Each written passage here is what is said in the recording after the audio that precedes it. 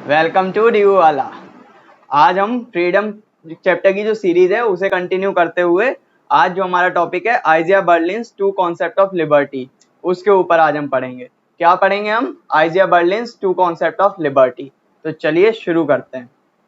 तो इससे पहले कि हम बर्लिन्स के कॉन्सेप्ट पढ़ें लिबर्टी के, जो कि positive liberty and negative liberty है, उससे पहले हमें ये पता होना चाहिए कि इन रियलिटी पॉजिटिव फ्रीडम और नेगेटिव फ्रीडम किसे कहते हैं। तो सबसे पहला क्वेश्चन हमारा क्या है? What's the actual meaning of negative and positive freedom? ये हमारा सबसे पहला क्वेश्चन है। देखो ये लिखा, what's the actual meaning of negative and positive freedom. अब फिर से समझो मैं कहना क्या चाह रहा हूँ। देखो, एक तो नेगेटिव पॉजिटिव ये असलियत में टर्म्स हैं। नेगेटिव फ्रीडम एक होता है और एक होता है पॉजिटिव फ्रीडम। पर बर्लिन ने इन्हें अपने हिसाब से दोबारा डिफाइन करा है।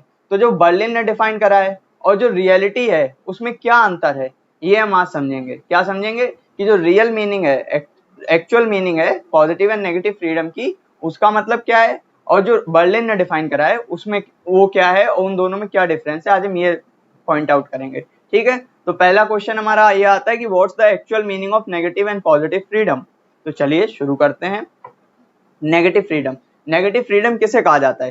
Freedom to which law is the main obstacle. ये लिखा देखो, freedom to which law is the main obstacle. मतलब एक ऐसा फ्रीडम जिसका जो ऑब्स्टिकल हो, मेन ऑब्स्टिकल हो, वो लॉ हो। मतलब एक ऐसा फ्रीडम जिसे तुम लॉ की वजह से एक्सरसाइज नहीं कर पा रहे हो। चाहे फिर वो फ्रीडम टू प्राइवेसी हुआ, फ्रीडम टू यूज टोबैको हुआ, या फ्रीडम टू सुसाइड हुआ। ठीक, जैसे हम अपनी लिबर्टी को ही एक्सरसाइज कर रहे हैं अपने ऊपर, इससे किसी और को हार्म नहीं हो रहा। मैं चाहता हूं कि मैं सुसाइड कर लूं, किसी और को क्या हार्म होगा? मैं अपनी बॉडी को हार्म दे रहा हूं, पर मैं नहीं कर सकता हूं। क्यों? क्योंकि मुझे लॉज हैं इंडिया के अंदर कि आप अपने आप को हार्म, अगर आप सुसाइड करने का अटेम्प्ट करोगे तो it's equivalent to a murder case, और आपको क्या कहते हैं, लाइफ टाइम प्रिजनमेंट या फिर लॉन्ग टर्म प्रिजनमेंट हो सकती है। ठीक, तो अब देखो, मैं अपनी लिबर्टी को एक्सरसाइज कर रहा हूँ, अपने ऊपर कर रहा हूँ, किसी दूसरे को हार्म नहीं कर रहा हूँ, जो कि जेएस मिल का हार्म प्रिंसिपल कहता है। लेकिन फिर भी मैं उसे एक्सरसाइज नहीं कर सकता। मैं ड्रग्स नहीं ले सकता, जबकि मैं सिर्फ खुद को हार्म कर रहा हूँ। ठीक, तो ऐसे केसेस क्या होते हैं, वो फ्रीडम जहां पे आप उस फ्रीडम को नहीं एक्सरसाइज कर पा रहे हो, जस्ट बिकॉज कि जो लॉ है ना, वो एज ए मेन ऑब्स्टिकल आता है। लॉ आपको वो फ्रीडम एक्सरसाइज नहीं करने देता, उसे हम कहते हैं नेगेटिव फ्रीडम। और फ्रीडम, नेगेटिव फ्रीडम के टर्म्स, जब हम नेगेटिव फ्रीडम की बात करते हैं, नेगेटिव फ्रीडम में हम कहते हैं ऐसा फ्रीडम जहां पे मतलब नो रिस्ट्रिक्शंस हो, एब्सोल्यूट फ्रीडम हो। एब्सोल्यूट फ्रीडम को हम नेगेटिव फ्रीडम कहते हैं। ए फ्रीडम विदाउट रिस्ट्रिक्शंस और constraint is termed as absolute freedom. और एब्सोल्यूट फ्रीडम का मेन ऑब्स्टिकल क्या होते हैं? लॉज। लॉज इनके मेन ऑब्स्टिकल होते हैं। तो अब इसे नेगेटिव फ्रीडम क्यों कहा जाता है? देखो, ये अप्रोच अपने आप में नेगेटिव है ना। अब आप समझो, मैं मतलब ये कह दूं कि आपके पास सब फ्रीडम है, आपके मम्मी पापा आपसे कह दें कि जाओ बेटा तुम्हारे पास सब फ्रीडम है, आज से ना हमसे बोलो, ना हमसे रिश्ता रखो। ठीक, तुम्हें जो करना है करो, पढ़ना है पढ़ो, नहीं पढ़ना है मत पढ़ो, बर्बाद होना है बर्बाद हो जाओ, बस हमसे रिश्ता मत रखो, हम तुम्हें मुक्त कर दे रहे, जाओ। तो तुम्हें अच्छा लगेगा? बुरा लगेगा ना, कि ये कौन सी बात हुई। मतलब मुझे फ्रीडम चाहिए पर एक लिमिटेड चीजों में चाहिए। इसका मतलब ये थोड़ी ना कि आप हमसे कतई बोलना ही छोड़ दो, हम पे रिस्ट्रिक्शन नहीं हटा दो, ऐसा भी नहीं चाहिए। तो आप क्या कह रहे हो? आपको फ्रीडम चाहिए पर कुछ सर्टेन चीजों में फ्रीडम चाहिए। इसका मतलब ये नहीं कि आप एब्सोल्यूट फ्रीडम मांग रहे हो, क्योंकि जब कोई आप पे लिमिट्स लगाता है तो वो आपकी रिस्पॉन्सिबिलिटी भी लेता है। ठीक, फ्रीडम आप कब एक्सरसाइज कर पाओगे? फ्रीडम आप तब एक्सरसाइज कर पाओगे अब जैसे सपोज आप किसी एक आइलैंड पे हो, उस पे आप अकेले रह रहे हो, तो उस पे आपके पास एब्सोल्यूट फ्रीडम है, आप कुछ भी कर सकते हो। पर क्या वो फ्रीडम फ्रूटफुल है? आप कुछ भी कर सकते हो, कुछ क्या करोगे? कोई है ही नहीं, कोई है ही नहीं, आपके ऊपर रिस्ट्रिक्शंस नहीं है, एब्सोल्यूट फ्रीडम है। तो अब आप अपने आप को हार्म भी कर सकते हो, अपने लिए गेन भी कर सकते हो। गेन करने के लिए भी कुछ और लोग चाहिए होंगे, और जहां पे जब ये कॉन्सेप्ट आता है कि और लोग चाहिए होंगे, तो आपको और लोगों की लिबर्टी को रिस्पेक्ट करना होगा। जब आपको और लोगों की लिबर्टी को रिस्पेक्ट करना होगा ताकि वो लोग भी उसी उसी एंटाइटलमेंट से, उसी पीसफुल तरीके से रह सकें उस आइलैंड पे जिस तरीके से आप रहते हो, तो आपको कुछ सर्टेन रिस्ट्रिक्शंस को फॉलो करना होगा कि एटलीस्ट जितनी जमीन उन्होंने बाउंड कर ली अपना घर बनाने के लिए, उस जमीन में मैं उन्हें इंटरप्ट ना करूं। ठीक, या मैं उन्हें तंग ना करूं बिना फालतू में, ऐसा कुछ काम ना करूं शोर शराबे वाला जिससे उन्हें दिक्कत हो। और क्या कहते, दिक्कत होगी तो वो छोड़ के चले जाएंगे आइलैंड, या फिर कुछ आपस में लड़ाई होगी। तो कुछ सर्टेन रिस्ट्रिक्शंस होती हैं, कंस्ट्रेंट्स हम लोग बनाते हैं जिन्हें हमें फॉलो करना पड़ता है। ठीक, तो ये कंस्ट्रेंट हम इसलिए फॉलो करते हैं ताकि लिबर्टी जो है ना वो सब लोग एक्सरसाइज कर सकें अपनी। तो हमेशा हम लोगों ने पॉजिटिव लिबर्टी के लिए डिमांड करी है, और पॉजिटिव फ्रीडम को ही फ्रूटफुल माना जाता है। लेकिन इसका मतलब ये नहीं है कि नेगेटिव फ्रीडम फ्रूटफुल नहीं होता है। नेगेटिव फ्रीडम की भी अपनी इंपॉर्टेंस है, क्योंकि ये जरूर बात है कि मतलब नेगेटिव फ्रीडम का मतलब होता है absence of constraints and restrictions, पहली चीज। ठीक, दूसरा क्या कहते हैं, नेगेटिव फ्रीडम का मतलब हो गया absence and constraints and restrictions, पहली चीज मैंने आपको बता दी। और दूसरा क्या कहते हैं इसमें जनरली जो बर्लिन का आ गया, सॉरी यार मैं बर्लिन पे पहुंच जा रहा हूँ, कनेक्ट कर रहा हूँ, ये रुको मैं जब बर्लिन का पढ़ाऊंगा ये तब डिफाइन करता हूँ। तो पहली चीज आपने क्या देखा, जनरली पॉजिटिव फ्रीडम जो होता है वो रिक्वायर्ड होता है, उसी के लिए हम लोग स्ट्रगल करते हैं। नेगेटिव फ्रीडम कुछ टर्म्स में चाहिए होता है, पर एब्सोल्यूट नेगेटिव फ्रीडम किसी को नहीं चाहिए होता, क्योंकि एब्सोल्यूट नेगेटिव फ्रीडम बिल्कुल भी फ्रूटफुल नहीं होता है, इसके जो कॉन्सिक्वेंसेज होते हैं वो हार्मफुल होते हैं। जैसे अभी मैंने एग्जांपल देके बताया, जब पेरेंट्स एकदम आपको क्या कहते हैं एब्सोल्यूट फ्रीडम दे देते हैं तो वो नेगेटिव फ्रीडम होता है, और वो आपकी रिस्पॉन्सिबिलिटी से हाथ धो देते हैं, कहते हैं अब तुम जो होगा उसके रिस्पॉन्सिबल तुम खुद होगे। तो इस टाइप का फ्रीडम किसी को नहीं चाहिए होता। We need freedom and freedom मतलब हमें फ्रीडम चाहिए, पर कुछ टर्म्स में चाहिए कि बस रिस्ट्रिक्ट ना करो कुछ सर्टेन स्पेसिफिक फील्ड्स में, बाकी आपकी रिस्ट्रिक्शन से मुझे कोई प्रॉब्लम नहीं है। तो इस टाइप का फ्रीडम हर जगह अप्रिशिएटेड और सेलिब्रेटेड होता है, पर एब्सोल्यूट फ्रीडम जो नेगेटिव फ्रीडम होता है वो जनरली सेलिब्रेटेड नहीं होता है। और ये जो अप्रोच है, ये अप्रोच अपने आप में कहती है कि मेरा जो मेन ऑब्स्टेकल होगा इस फ्रीडम को एक्सरसाइज करने का वो लॉ होगा, और जहां पे लॉ को आप एज ए ऑब्स्टेकल देखो जो आपकी प्रोटेक्शन के लिए, वो अपने आप में एक नेगेटिव अप्रोच है। That's why it is called as negative freedom. ठीक, ये लिखा which itself is negative and thus called so, मतलब अपने आप में अप्रोच नेगेटिव है and thus called as negative freedom. Freedom which is limited by laws, ये भी वही चीज है जो ऊपर वाली लाइन थी, उसी को सेम उन्होंने कहा है कि negative freedom is a freedom which is limited by laws. और जो थॉमस हॉब्स हैं उसे कैसे डिफाइन करते हैं, थॉमस हॉब्स कहते हैं कि नेगेटिव फ्रीडम क्या है, साइलेंस ऑफ लॉज है। मतलब आप चाहते हो कि मैं कुछ भी करूं और लॉज साइलेंट रहें, ऐसे फ्रीडम की जब आप डिमांड करते हो, जब आप चाहते हो कि मैं कुछ भी करूं मुझे करने दो और लॉज को जो है साइलेंट रहने दो, लॉज बीच में ना बोले, तो उसे हम क्या कहते हैं, उसे हम बोलते हैं नेगेटिव फ्रीडम। तो ये देखो बहुत इंपॉर्टेंट कोट है, अगर आप याद रखोगे आंसर को बहुत इनहेंसिंग बना देगी और मतलब मजा आ जाएगा पढ़ के। तो Thomas Hobbes defines it as the silence of laws, ये लिखा है मैंने ग्रीन कर दिया। Thomas Hobbes defines it as the silence of laws, किसे डिफाइन करते हैं, नेगेटिव फ्रीडम को एज साइलेंस ऑफ लॉज, ऐसा फ्रीडम जहां पे आप चाहते हो कि लॉज साइलेंट रहें। ठीक, उसके बाद advocates of negative freedom supports minimal state and privacy. मतलब एडवोकेट जो लोग नेगेटिव फ्रीडम को सपोर्ट करते हो, किन टर्म्स में उसे सपोर्ट करते हैं, क्या कह के दलील अपनी रखते हैं सामने कि हमें नेगेटिव फ्रीडम चाहिए, वो ये कह के रखते हैं कि एक तो देखो मिनिमल स्टेट को सपोर्ट करते हैं। मिनिमल स्टेट को सपोर्ट करते हैं, अरे मिनिमल स्टेट तो ही सपोर्ट करेंगे, लिबरलिज्म पढ़ी नहीं पढ़ी, लिबरलिज्म उन्होंने क्या बताया था, मतलब वो तो बिजनेसमैन तो आदमी चाहते हैं कि भाई गवर्नमेंट इंटरफेयर ना करे, स्टेट इंटरफेयर ना करे, हम आराम से एक्सप्लॉइट करें वर्किंग क्लास को, अपने मन का प्रोडक्शन करें, मन के मुताबिक सेल्स करें, टैक्स ना देना पड़े, टैक्स लिमिट्स के लिए इंटरफेयर ना हो, वर्किंग कंडीशन के लिए इंटरफेयर ना हो, वर्कर्स के लिए इंटरफेयर ना हो, हम 24/7 वर्क कराएं वर्किंग क्लास से, तो वो तो चाहते ही हैं। पर स्टेट बीच में घुस के क्या करता है, स्टेट लिमिटेशन लगा देता है। क्या लिमिटेशन लगा देता है कि देखो तुम्हें टैक्स देना पड़ेगा, पहली लिमिटेशन। दूसरी क्या कहते हैं, तुम्हें एक मिनिमम इतना वेज देना पड़ेगा, ऐसी वर्किंग कंडीशन रखनी पड़ेगी, तुम्हें जॉब से निकालने से पहले इतने दिन पहले बताना होगा, एकदम जॉब से नहीं निकाल सकते, एक्सप्लॉइट नहीं कर सकते वर्क, तो बहुत सारी कंडीशन लगा दी। अब जब कंडीशन लगा दी तो इन कंडीशंस को फॉलो करना पड़ेगा। ठीक, तो जब कंडीशंस को फॉलो करना पड़ता तो अब उनके पास पावर नहीं रही जो उनके पास पावर थी, तो वो पावर एंजॉय करना चाहते हैं। पावर कब एंजॉय करेंगे, जब स्टेट इंटरवीन नहीं करेगा। तो मिनिमल स्टेट चाहते हैं, कौन चाहते हैं, कैपिटलिस्ट लोग ये बात पॉइंट रखते हैं। तो जो एडवोकेट्स हैं उसमें कैपिटलिस्ट भी होंगे, कैपिटलिस्ट थिंकर्स होंगे, तो उनका जो पॉइंट आता है कि मिनिमल स्टेट को सपोर्ट करते हुए वो नेगेटिव फ्रीडम मांगते हैं, क्योंकि मिनिमल स्टेट से क्या वो कहते हैं कि मिनिमल स्टेट जब होगा तो जो इकोनॉमी होगी वो या मार्केट होगा वो ग्रो करेगा और टू इट्स फुल पोटेंशियल, इस तरीके से प्रेजेंट करते हुए। तो एक नेगेटिव फ्रीडम क्यों डिमांड करी जाती है, एक मिनिमल स्टेट के टर्म्स में डिमांड करी जाती है, और दूसरी प्राइवेसी के टर्म में कि हमें प्राइवेसी चाहिए, गवर्नमेंट या स्टेट हमारी लाइफ के हर एक एस्पेक्ट में इंटरवीन नहीं कर सकती। They are certain aspects which are private and limited to the individual itself. तो वो उनका चाहिए होता है कि हमारे कुछ प्राइवेट स्फेयर ऑफ लाइफ है उसमें आप इंटरवीन ना करो और वो सिर्फ हमारे तक रहे लिमिटेड, तो वो एक प्राइवेसी। तो दो टर्म्स जिन टर्म्स के बेसिस पे नेगेटिव फ्रीडम को डिमांड करा जाता है वो होता है एक मिनिमल स्टेट और दूसरे होता है प्राइवेसी। ये जस्टिफाइड टर्म्स है, इसमें आपको समझ में भी आ रहा होगा, आपको भी लग रहा होगा हाँ इन टर्म्स में तो नेगेटिव फ्रीडम दे सकते हैं, पर एब्सोल्यूट नेगेटिव फ्रीडम नहीं मिल सकती। Negative freedom is given in certain terms. ठीक, इसी तरीके से इसका यूज भी होता है, एब्सोल्युटली नहीं मिलती है। एब्सोल्युटली तो पॉजिटिव फ्रीडम ही होती है, वही असलियत में फ्रीडम ही होती है जब आपके ऊपर कुछ रिस्ट्रिक्शंस हो। रिस्ट्रिक्शंस वही लगाता है जो आपकी रिस्पॉन्सिबिलिटी लेता है। आपको मम्मी पापा मना करते बाहर जाने के लिए, ठीक, तो मम्मी पापा बाहर जाने के लिए मना करते क्योंकि वो आपकी रिस्पॉन्सिबिलिटी लेते हैं, क्योंकि बाहर जाके अगर कुछ हो भी जाएगा तो वो रिस्पॉन्सिबल होंगे, वो तुम्हारा इलाज कराएंगे, वो पैसे खर्च करेंगे, तुम्हारी टेक केयर करेंगे, तुम्हें घर पे लाके तुम्हारे केयर टेकिंग करेंगे, ठीक। तो जो तुम पे रिस्ट्रिक्शंस लगाता है वो तुम्हारे लिए रिस्पॉन्सिबल होता है, तुम्हारी रिस्पॉन्सिबिलिटी अपने ऊपर लेता है। इसीलिए स्टेट तुम पे रिस्ट्रिक्शंस लगाता है पर तुम्हारी रिस्पॉन्सिबिलिटी भी लेता है। अगर तुम्हारे संग एक्सप्लॉयटेशन होता है, इनजस्टिस होता है, तो वो उसकी रिस्पॉन्सिबिलिटी लेता है और तुम्हें जस्टिस के साथ प्रोवाइड करता है और तुम्हें कंपनसेट करता है, ठीक। तो जो कोई भी फ्रीडम तभी आप एक्सरसाइज कर सकते हो जब कोई उसकी गारंटी ले, और जो कोई भी उसकी गारंटी लेगा तो वो क्या कहते हैं, रिस्ट्रिक्शंस लगाएगा, ठीक। तो ये है नेगेटिव फ्रीडम हो गया।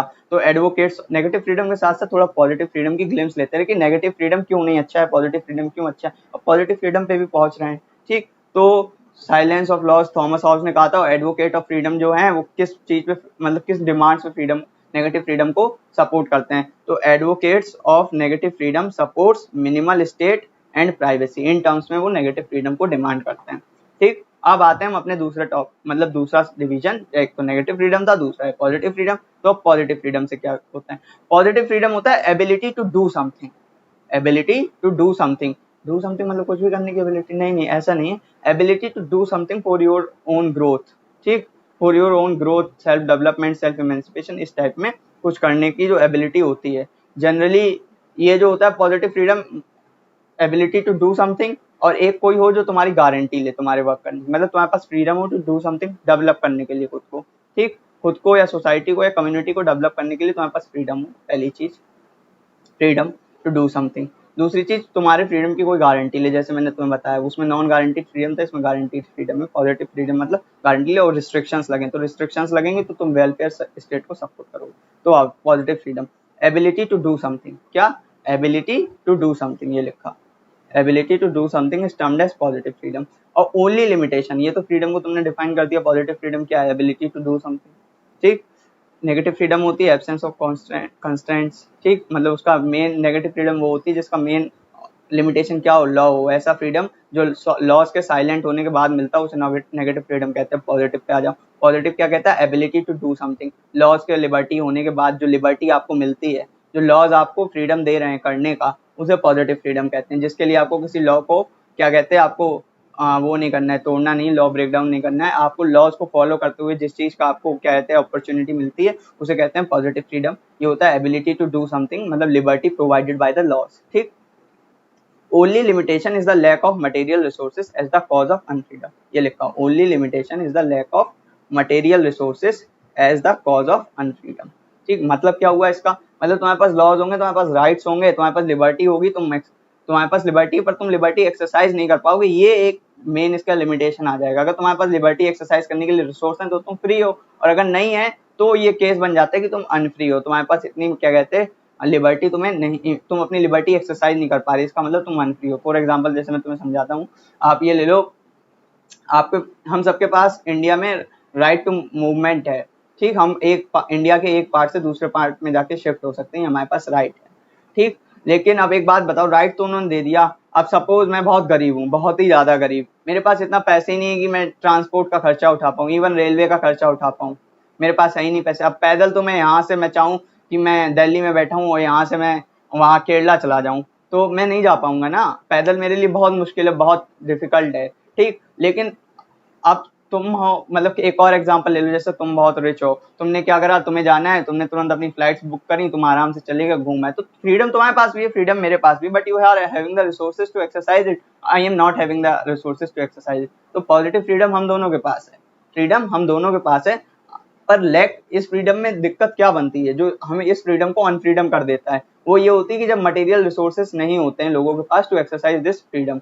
तो इसमें एक डिमांड ये भी होती है कि गवर्नमेंट को अगर तुम फ्रीडम दे रहे हो, मतलब ये एक डिमांड है, डिबेट है इसके ऊपर, कि अगर तुम फ्रीडम दे रहे हो तो इसका मतलब तुम्हें फ्रीडम को एक्सरसाइज करने के लिए रिसोर्सेज भी देने चाहिए। If you are giving us rights और लिबर्टीज, मतलब फ्रीडम ये नहीं होता that we just possess certain rights का पोसेशन या सर्टेन लिबर्टीज का पोसेशन फ्रीडम नहीं कहलाता है। फ्रीडम होता है we are having the opportunity to exercise these rights and liberties, जब हमारे पास इस चीज की अपॉर्चुनिटी होती है कि हम इन राइट्स और लिबर्टीज को एक्सरसाइज कर सकें, तब उसे फ्रीडम कहते हैं, ठीक। तो ये पॉजिटिव फ्रीडम है। पॉजिटिव फ्रीडम क्या है, एबिलिटी टू डू समथिंग। इसमें लिमिटेशन क्या आती है, लिमिटेशन कोई तुम्हें रोकने वाला नहीं होता है, बस अगर तुम्हारे खुद के पास रिसोर्सेज नहीं है एक्सरसाइज करने के लिए तो ये अनफ्रीडम का केस बनता है, मतलब तब ये तुम्हारी खुद की गलती, तुम खुद अपने आप को रोक पा रहे हो, तुम रिसोर्सेज इकट्ठे करो।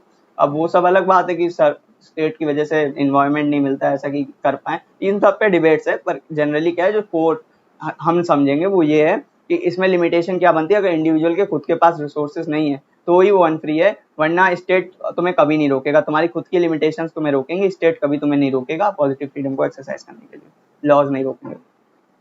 Advocates of positive freedom supports welfare state for realising freedom for all.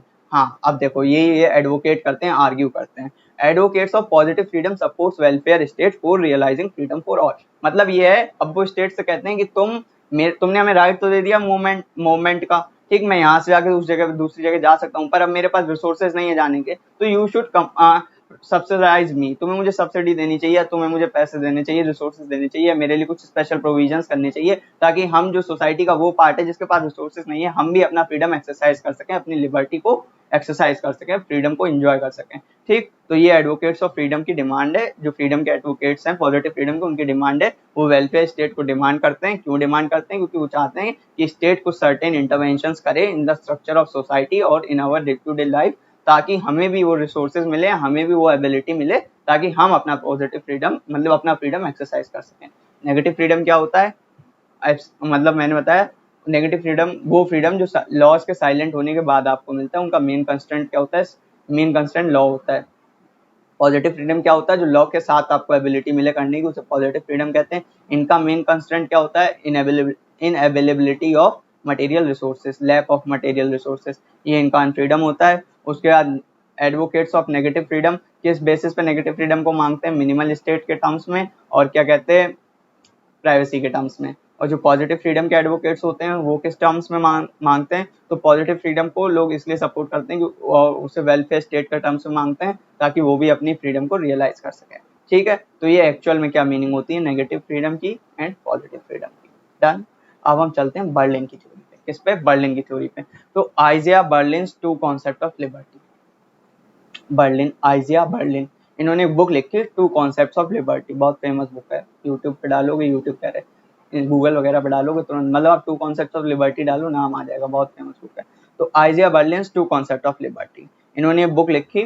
Book इतनी इंपॉर्टेंट क्यों है पढ़ने के लिए? इस बुक में देखो जनरली इन्होंने अपनी इंटरप्रिटेशन खुद की दी, नेगेटिव लिबर्टी के ऊपर, पॉजिटिव लिबर्टी के ऊपर, की नेगेटिव लिबर्टी क्या होती है, कैसे डिफाइन होती है, इन्होंने अपनी खुद की, जो जनरल वे में जनरली एक्चुअली डिफाइंड है उससे अलग होकर इन्होंने अपनी खुद की थी। तो एक नेगेटिव लिबर्टी के ऊपर दी, पॉजिटिव लिबर्टी के ऊपर दी, उसी को इन्होंने बोला टू कॉन्सेप्ट्स ऑफ लिबर्टी। अब हम इन्हें क्यों पढ़ रहे हैं? इसमें ऐसा क्या इंपॉर्टेंट है कि हम इन्हें पढ़ रहे हैं? तो आप पहले ये डिस्कस करेंगे हम इन्हें क्यों पढ़ रहे हैं, ये क्यों पढ़ रहे हैं, मतलब पहले सुनो, इसे तुम पता आंसर में लिखोगे ना कि जो उनकी टू कॉन्सेप्ट्स ऑफ लिबर्टी है, जो आइजो बर्लिन्स की अप्रोच है, क्यों इंपॉर्टेंट है, उनके कुछ ऐसी चीजें जिसकी वजह से इंपॉर्टेंट है, तो आंसर बहुत इंप्रेसिव बन जाएगा, ठीक। तो ये समझो, लिख लेना पेपर पे, ठीक। Remarkable for its analytical apparatus and depth of its historical foundations.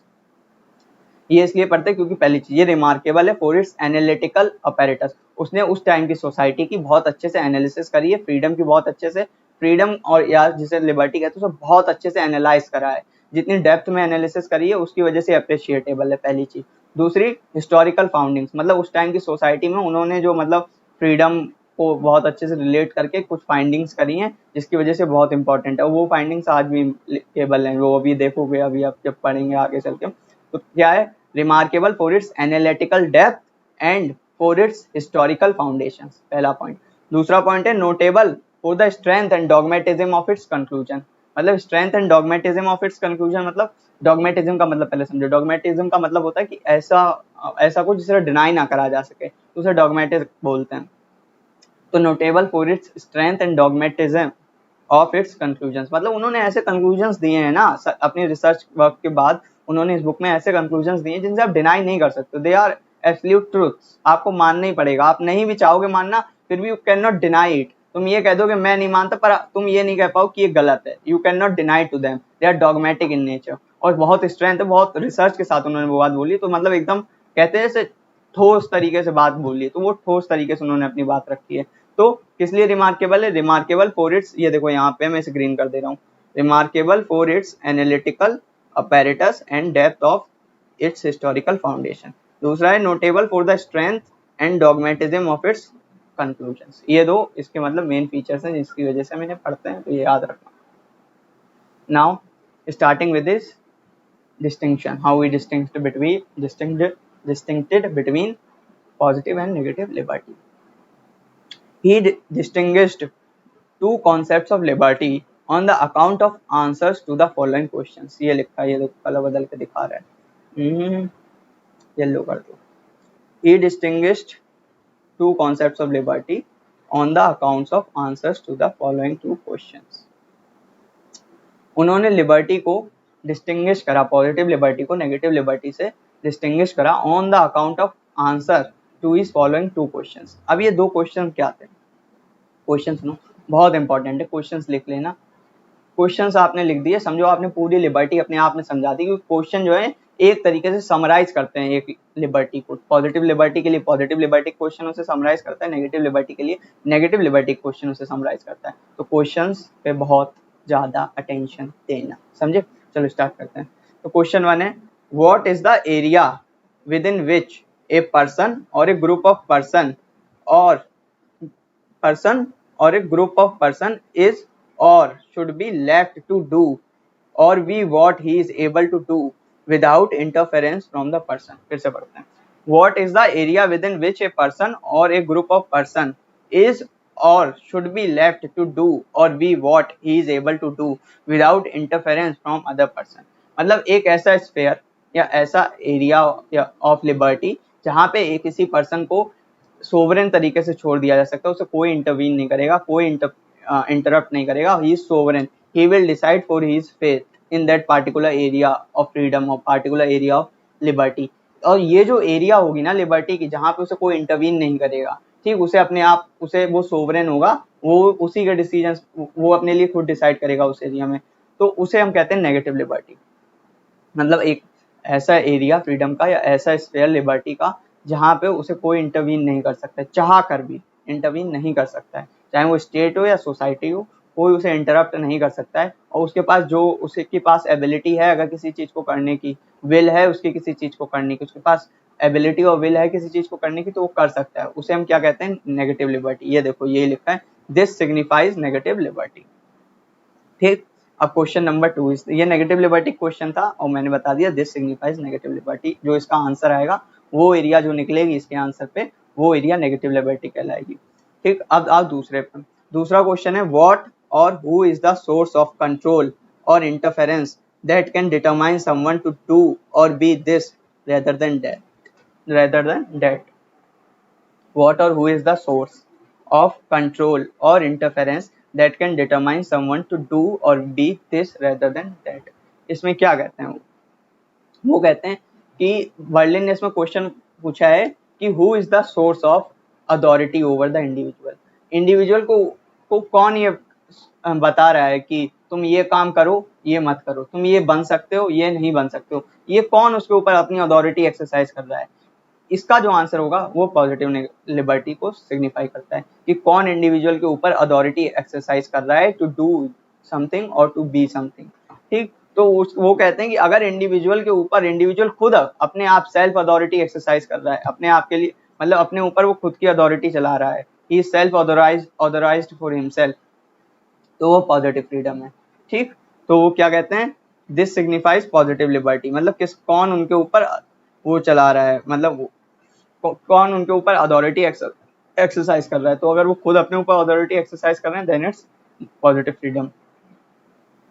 ठीक. अब आप कहोगे खुद कैसे हो, तो स्टेट होता है, अभी तो वो स्टेट के लिए कर. पहली चीज, ये बर्लिन की इंटरप्रिटेशन है. किसकी है? बर्लिन की. मैं एब्सोल्यूट की बात नहीं कर रहा, वो एब्सोल्यूट थी, ये बर्लिन की, ये बर्लिन की इंटरप्रिटेशन. और बर्लिन कह रहा है कि आपको पॉजिटिव फ्रीडम तभी मिलेगा जब आप अपने ओन सेल्फ के लिए खुद रिस्पॉन्स, मतलब खुद और आपके पास खुद अथॉरिटी होगी, आप खुद पावरफुल होंगे कि आप अपने लिए डिसाइड कर सकें, आपके लिए कोई स्टेट वगैरह डिसाइड ना करे. ठीक. तो ये बर्लिन की इंटरप्रिटेशन थी कि आपके पास खुद की पावर होगी टू डिसाइड फॉर योरसेल्फ. ठीक. हाँ, वो बात अलग है कि फिर डेमोक्रेसी की तरह स्टेट अगर है तो डेमोक्रेसी वाले स्टेट में आप अपने लिए खुद ही डिसाइड करते हो बाय चूजिंग योर रिप्रेजेंटेटिव, और अपने व्यूज अपने रिप्रेजेंटेटिव को देते हो. आपका रिप्रेजेंटेटिव आपको पार्लियामेंट में रिप्रेजेंट करता है और आपके फेट के लिए मतलब आर्ग्यू करता है, डिबेट्स करता है और आपके फेट को एक्सरसाइज कराता है. तो डेमोक्रेसी में क्या होता है कि हम अपने आप, अपने क्या कहते हैं, हमारी अथॉरिटी हमारे पास होती है क्योंकि हम अपना रिप्रेजेंटेटिव चूज करते हैं. रिप्रेजेंटेटिव डेमोक्रेसी है हमारी. और जनरली डेमोक्रेसी डायरेक्ट डेमोक्रेसी होती है, उसमें हम अपने आप के खुद मालिक होते हैं. ठीक.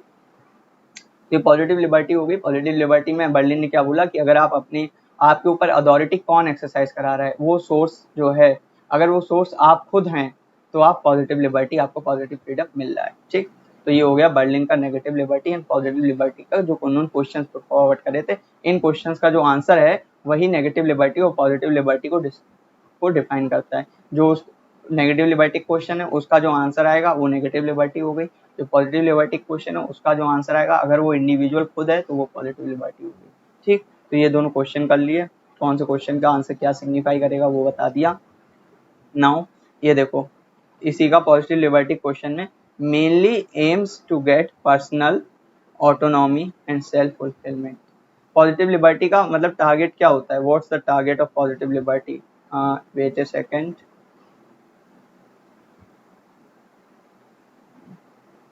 हाँ,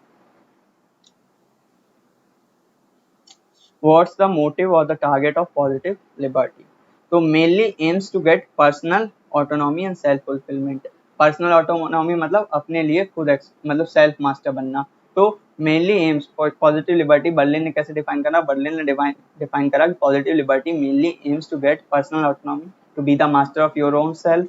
ठीक, and self fulfilment. Self fulfilment मतलब सेल्फ डेवलपमेंट, अपने आप को डेवलप कर पाओ। जैसे आपके पास कोई टैलेंट है, आप उसको और ग्रो करना चाहते हो, स्किल सीखना चाहते हो, स्किल ग्रो करना चाहते हो, तो उसका फ्रीडम हो आपके पास, आप अपने आप के खुद मास्टर हो। अपने जो आपका फ्रीडम है ना वो नेगेटिव फ्रीडम नहीं, मतलब आप अपने लिए ये डिसाइड नहीं करोगे मुझे ड्रग्स लेने हैं, मैं ड्रिंक करूंगा और मैं सुसाइड कर लूंगा। आपको ये फ्रीडम नहीं है। आपको फ्रीडम सिर्फ उस केस में है कि अगर आप कुछ ग्रो करना चाहते हो अपने आप को, तो यू हैव द फ्रीडम कि आप चूज कर सकते हो कि आपको कौन सी जॉब करनी है, कौन सी स्टडीज करनी है, किस प्रोफेशन में जाना है, या फिर कौन सी स्किल डेवलप करनी है, कौन से क्या कहते हैं जिम ज्वाइन करनी है फॉर योर फिजिक, या फिर क्या कहते हैं जितना भी मतलब जो डेवलपमेंटल डिसीजन है वो सब आप ले सकते हो। तो क्या है, to be the master of his own, मतलब personal autonomy and self fulfilment, self development के लिए।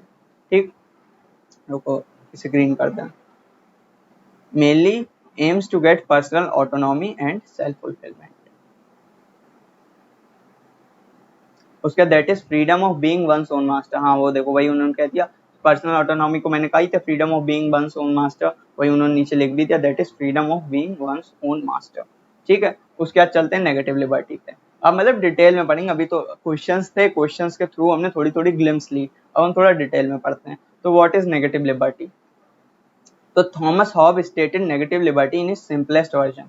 जो थॉमस हॉब्स हैं उन्होंने नेगेटिव लिबर्टी को इन इट्स सिंपलेस्ट वर्जन उन्होंने कोट करा है। वो कहते हैं, एक मिनट ग्रीन कर लें इसको, as he defines free men quite generally as one, as he defines free men quite generally as one, he that in those things which by his strength and which he is able to do is not hindered to do what he has a will to। फिर से पढ़ते हैं, as he defines free men quite generally as one, he that in those things which by his strength and which he is able to do is not hindered to do what he has a will to। मतलब Thomas Hobbes कहते हैं, जो Hobbs हैं हमारे, वो कहते हैं कि नेगेटिव फ्रीडम जनरली किसे कहा जा सकता है? एक ऐसा फ्रीडम जब आपके पास किसी चीज को करने की अगर ताकत मतलब स्ट्रेंथ है, विल है मतलब इच्छा, और क्या है मतलब आपके पास ताकत स्ट्रेंथ है, इच्छा विल इच्छा है और कैपेबिलिटी है किसी चीज को करने की, तो आप वो चीज कर सको और कोई आपको ना रोके दुनिया में, तो उसे क्या कहते हैं? Negative freedom. वो आप अपने टर्म्स में सिंपली डिफाइन करते हैं कि negative liberty as negative liberty is given to a person, or a person who is exercising negative liberty is the one who has the freedom to exercise all his wills without any coercion। वो अपने terms में कहते हैं कि he that in those things which he has a strength which he is able to do and is not hindered to do what he has a will to। जो उसका मन है वो कर सके। मन का मतलब जिस चीज की उसके पास स्ट्रेंथ है, कैपेबल है और विल है, ये तीन चीजें उसके लिए उसके पास हैं, जिस काम को करने के लिए वो उसे करना चाहता है और उसे कोई ना हिंडर करे, कोई उसे रोके नहीं, उसे कहते हैं नेगेटिव लिबर्टी। ठीक, क्या उन्होंने बोला एक बार फिर से रीड करते हैं, इसे चाहे तो आप कोट कर सकते हो, फिर आगे बढ़ते हैं। As he defines free man quite generally as one, he that in those things which by his strength and which he is able to do is not hindered to do what he has a will to। ठीक, अब आगे बढ़ते हैं। Negative liberty को generally कैसे portray करा जाता है। Negative liberty is generally defined as absence of coercion. क्या होता है? Absence of coercion. Negative liberty is generally defined as absence of coercion. Coercion क्या होता है? Deliberate interventions from others. ठीक, तो negative liberty is the absence of coercion. H. Steiner says that not even most draconian laws can inhibit liberty because they render acts as ineligible rather than impossible। इनकी पता approach मुझे सही में मतलब मजाक वाली बात नहीं, इनकी अप्रोच सही में मजेदार लगी। मतलब अगले बंदे ने क्या बात कही, मतलब अभी मैं आपको बताऊंगा, आप भी कहोगे बात तो उसने एकदम प्रैक्टिकल बात की, छोटी सी बात है, मतलब कोई ऐसी बहुत सोच के नहीं कही है वो। जहाँ पे सब लोग फिलोसोफर बन रहे थे, उसने एकदम प्रैक्टिकल बात करी। एच स्टेनर कहते हैं not even most draconian laws inhibit liberty because they render acts as ineligible rather than impossible। कहते हैं कि हार्ड से हार्ड लॉ बना लो, जैसे हम लोग कहते हैं ना कि लॉज ये उनकी अगेंस्ट मतलब लिबर्टी को जस्टिफाई करते हुए कि लॉज कितने बन जाए, नेगेटिव लिबर्टी हमेशा होती है। कैसे होती है वो इस तरीके से कहते हैं कि आप जैसे वो नेगेटिव लिबर्टी के जो एडवोकेट्स होते हैं वो उनसे कहते हैं, उन्हीं के सपोर्ट में होते हुए अपने दोस्तों से ही कहते हैं कि एक बात बताओ, नेगेटिव हमारी जो लिबर्टी उसे कोई लॉ कैसे रिस्ट्रिक्ट कर सकता है? कितने भी कठोर से कठोर लॉ बना लो, ड्रैकोनियन लॉ मतलब hardest to the hardest law बना लो, फिर भी हमारी लिबर्टी को कोई रिस्ट्रिक्ट नहीं कर सकता है। क्यों? क्योंकि जो लॉज होते हैं ना वो किसी काम को एलिजिबल और इनएलिजिबल बनाते हैं फॉर पनिशमेंट, ठीक, और फॉर रिवॉर्ड।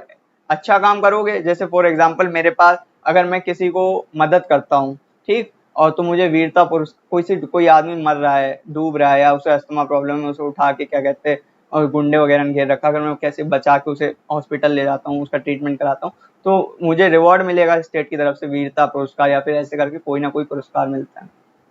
ऐसा हो गया, ठीक, पुरस्कार मिलेगा अगर तुम अच्छा काम करोगे। कुछ गलत काम करूंगा, लॉ कोई इनहिबिट करूंगा, मतलब कोई लॉ ब्रेक डाउन करूंगा, तो फिर मुझे क्या करेगा? पनिशमेंट मिलेगा, प्रेजनमेंट होगा मेरा, ठीक। तो वो कहते हैं, तो ये जो होता है लॉज जो होते हैं किसी एक्शन को एलिजिबल एंड इनएलिजिबल बनाते हैं फॉर रिवॉर्ड्स एंड पनिशमेंट, पर किसी भी काम को करने से हमें रोक नहीं सकते हैं। तो वो कहते हैं not even the most draconian laws can inhibit liberty because they render acts as ineligible rather than impossible. मतलब अब सरकार ने लॉ बना दिया है, जैसे बिहार में आई थिंक लॉ है कि मतलब लिक्विड नहीं बिक सकती है, तो अब सरकार ने लॉ बना दिया कि लिक्विड की सेल नहीं हो सकती है बिहार में।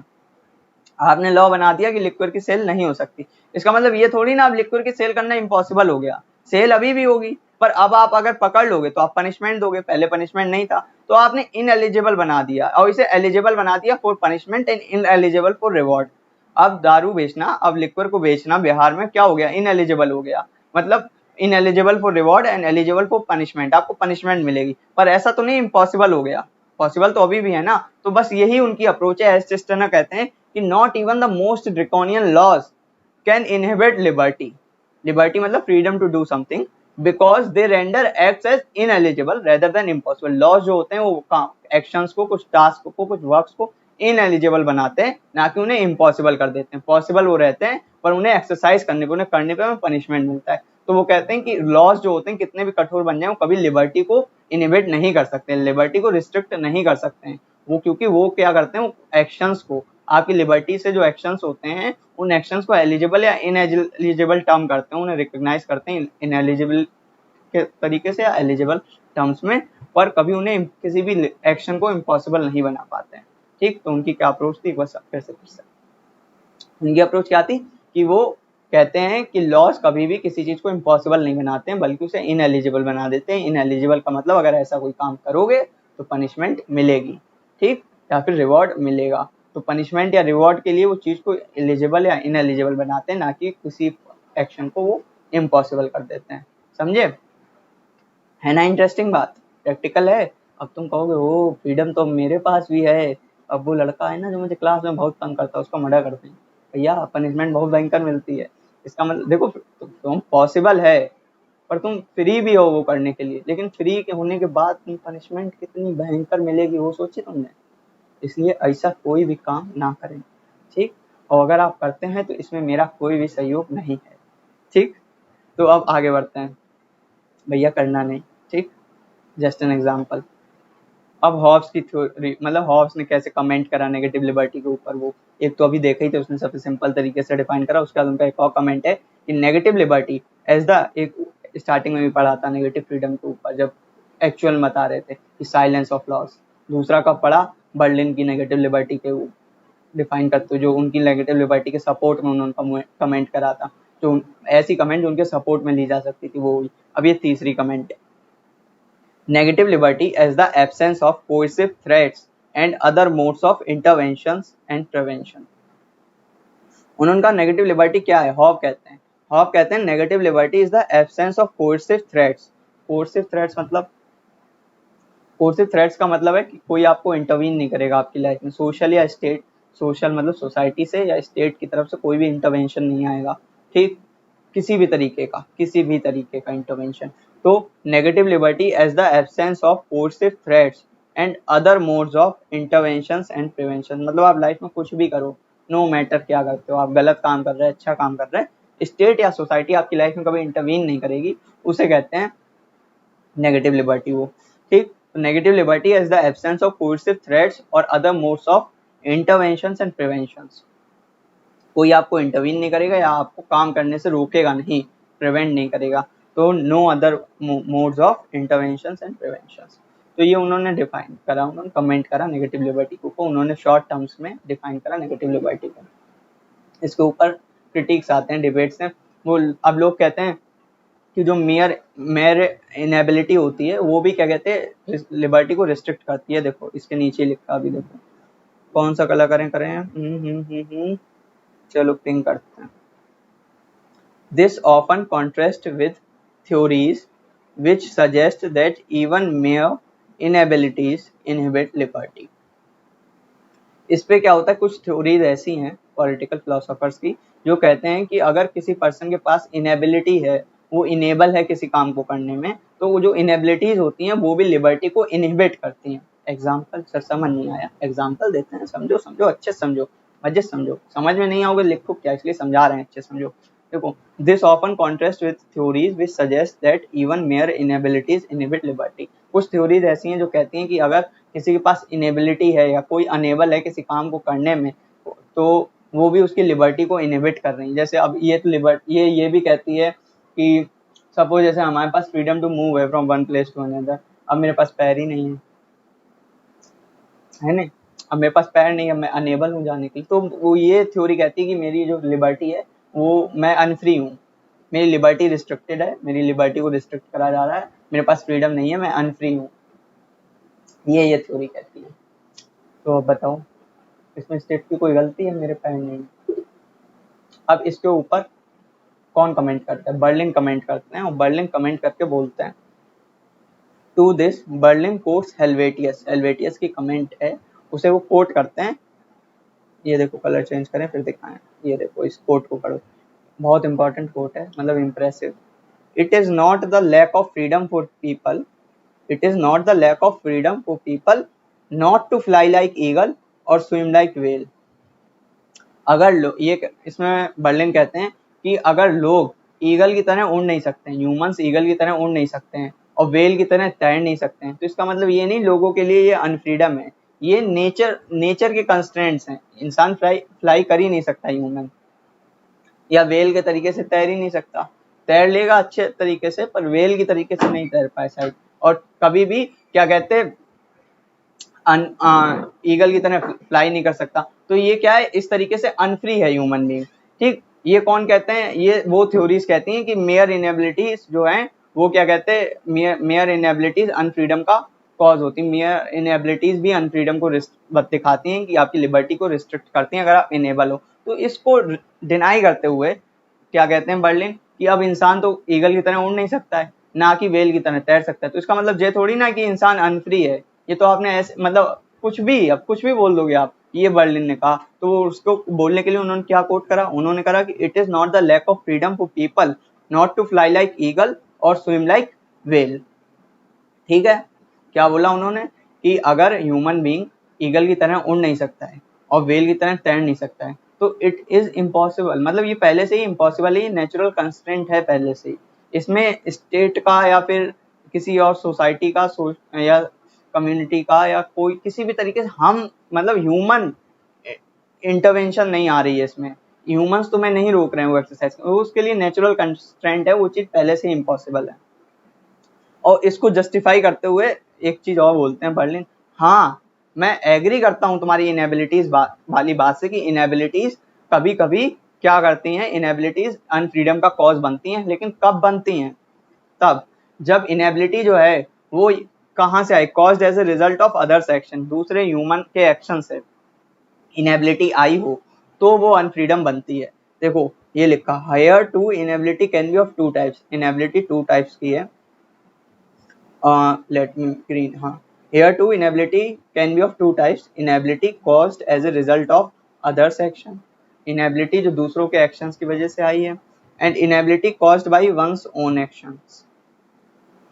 तो वो inability जो दूसरे के action से आई है वो क्या है, वो तुम्हें अनफ्रीडम कॉज करेगी, मतलब कोई दूसरे ह्यूमन बीइंग की वजह से तुम अपनी लिबर्टी एक्सरसाइज नहीं कर पा रहे हो, तो वो अनफ्रीडम है। फॉर एग्जाम्पल आप ये ले लो, अब जैसे मैंने कहा था मेरे पैर ही नहीं है, मेरे पास राइट टू मूवमेंट है, ठीक, मैं एक प्लेस से दूसरी प्लेस जा सकता हूँ, मेरे पास राइट है, पर मेरे पास पैर ही नहीं है, नहीं जा सकता, नेचुरल कंस्टेंट है, इम्पॉसिबल है मेरे लिए, इसमें यूं किसी और पर्सन ने मेरी लिबर्टी को रिस्ट्रिक्ट तो नहीं करा है, तो ये केस ऑफ अनफ्रीडम नहीं होगा कि मेरे पैर नहीं है, ये केस ऑफ अनफ्रीडम नहीं होगा। मैं उड़ना चाहता हूँ, मैं चाहूँ कि मैं उड़ लूँ, तो ये नेचुरली पॉसिबल ही नहीं, ये पहले से ही इम्पॉसिबल है। जब ये काम इम्पॉसिबल है तो ये जो चीज इम्पॉसिबल है और आप उस चीज की डिमांड करो तो ये अनफ्रीडम नहीं है। अब आप उड़ने की डिमांड करो, नहीं उड़ सकते हो, कोई ह्यूमंस ने तो रोका नहीं है, नेचर रोक रहा है, नेचर ने पहले डिफाइन कर रखा, आपके खुद के पास एबिलिटी नहीं है उड़ने की, तो क्या है, ये अनफ्रीडम नहीं है, आपको फ्रीडम है, आप एबिलिटी डेवलप कर लो उड़ने की, उड़ो, हमने तो आपसे एबिलिटी नहीं छीनी ना, ऐसा थोड़ी ना हम रोक रहे हैं,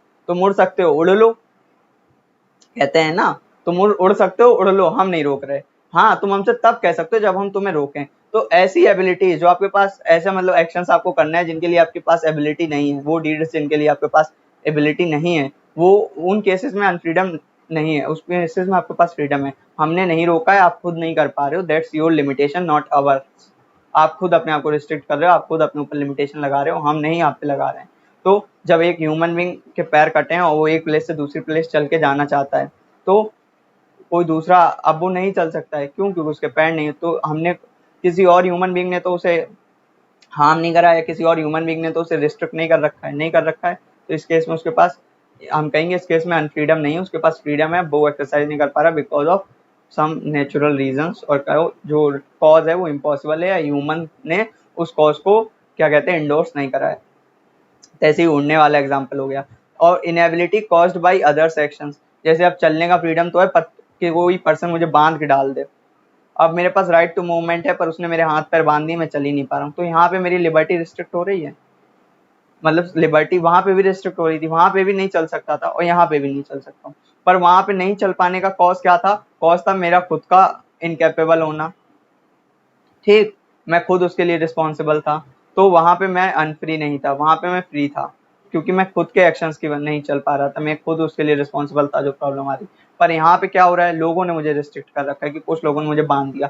अब जब कोई दूसरा मुझे रिस्ट्रिक्ट करेगा तो वो मेरे फ्रीडम को क्या कर रहा है, हार्म कर रहा है, मेरे फ्रीडम को रिस्ट्रिक्ट कर रहा है, और जब दूसरा इंटरवीन करेगा तो वो क्या होगा, अनफ्रीडम। जब मैं अपनी लिबर्टी को, इसलिए अपनी लिबर्टी को एक्सरसाइज ना कर पाऊँ तो उसके दो कॉज होंगे, या तो मैं खुद, मेरा खुद कोई प्रॉब्लम आ रहा है, अगर मेरा खुद का कोई प्रॉब्लम आ रहा है तो इट्स नॉट एन अनफ्रीडम, मैं फ्री हूँ, मेरा खुद का प्रॉब्लम आ रहा है तो ये अनफ्रीडम का केस नहीं है। पर अगर कोई और आदमी आपको प्रॉब्लम दे रहा है तो ये अनफ्रीडम है, उसके लिए स्टेट रिस्पॉन्सिबल है, उसके लिए स्टेट आपको कंपनसेट करेगा, उसके लिए स्टेट आपको जस्टिस देगा, ठीक है, समझे, क्या समझे, कि जो हॉब्स हैं, हॉब्स ने थ्योरी दी negative liberty as the absence of coercive threats and other modes of interventions and preventions, ये उनकी एक कमेंट थी over negative liberty, he defined it in short terms. उसका क्रिटिक आया कि कुछ थ्योरीज हैं जो कहती हैं कि जो इनएबिलिटीज होती हैं वो भी लिबर्टी को इनहिबिट करती हैं, तो इसके ऊपर बर्लिन हेल्वेटियस के कोट को कोट करते हुए बोलते हैं कि it is not the lack of freedom for the people not to fly like eagle or swim like whale, कि ये कोई नेचुरल कंस्ट्रेंट है जो पॉसिबल ही नहीं है, अगर ह्यूमन के पास खुद कैपेबिलिटी नहीं है तो ये ह्यूमन की प्रॉब्लम है, ना कि स्टेट की प्रॉब्लम है कि स्टेट आपको अनफ्री कर रहा है, you are free to do so, बस आपके पास एबिलिटी नहीं, आप डेवलप करो, आपके पास एबिलिटी, सॉरी, एबिलिटी या कैपेबिलिटी नहीं है, तो that's your problem, not of the state. पर स्टेट का कोई आदमी, मतलब स्टेट का कोई सिटीजन या स्टेट की कोई अथॉरिटी अगर आपको रोके, then it's the case of unfreedom and then you will be provided with justice and compensation. ठीक, समझ में आया? इनएबिलिटीज कैसी होती हैं? दो तरीके की होती हैं, एक जो हमारे लिए नेचुरल होती हैं या इम्पॉसिबल होती हैं जो चीज़, वो क्या कहते हैं, अनफ्रीडम का केस होती हैं, नहीं अनफ्रीडम केस नहीं होती है। जैसे ये चीज़ पता बड़ी कंफ्यूजिंग है, मुझे लग रही है, इसीलिए शायद मुझे टाइम भी लग रहा है समझाने में, पर मुझे मालूम है आप लोग समझ गए होंगे। उसके बाद मैं फिर से एक बार रिकैप करके मतलब दोबारा से रिवाइज करा रहा हूँ। समझो, सिंपली से ऐसे समझो। अब आपको इस तरीके, ये एग्जांपल बेस्ट है। देखो, मेरे पास राइट टू मूवमेंट है, मैं एक जगह से दूसरी जगह जा सकता हूँ, पर मैं मेरे पैर नहीं है तो मैं नहीं जा सकता हूँ। तो ये जब मैं नहीं जा सकता हूँ, मुझे कोई और रोक नहीं रहा है, लेकिन मैं खुद ही केपेबल नहीं हूँ जाने के। तो जब मैं खुद केपेबल नहीं हूँ, तो ये कौन सा केस है? ये केस है कि मैं फ्री तो हूँ, फ्रीडम है मेरे पास, पर मैं उसे एक्सरसाइज नहीं कर पा रहा हूँ क्योंकि एक कंस्टेंट आ रहा है, कॉन्स्टेंट मेरा खुद का है, कोई और नहीं ला रहा है। या फिर मेरे मुंह में क्या कहते हैं, छाले हो रखे हैं। अब मुझे कहते खाना खाना है, पर खाना खाएंगे तो पेन होगा, दर्द होगा, जलन मचेगी मुंह में। तो अब क्या, खाना तो स्टेट ने दे रखा, हम सब फ्री हैं खाना खाने के लिए, पर क्या मैं खा नहीं सकता हूँ? तो मेरी लिबर्टी मुझे नहीं है इस टाइम मैं खाना खा सकूँ, मेरी लिबर्टी रिस्ट्रिक्ट हो रही। क्यों हो रही? क्योंकि उसके जो कॉज है ना, वो मेरी खुद की कॉज है, कोई और नहीं आके मुझे रोक रहा है। ठीक, लोग तो कह रहे हैं खाओ, कोई दिक्कत नहीं। ठीक, अब मुझे क्या कहते हैं, मैं चाहता हूँ कि मैं उड़ूं, पॉसिबल ही नहीं है।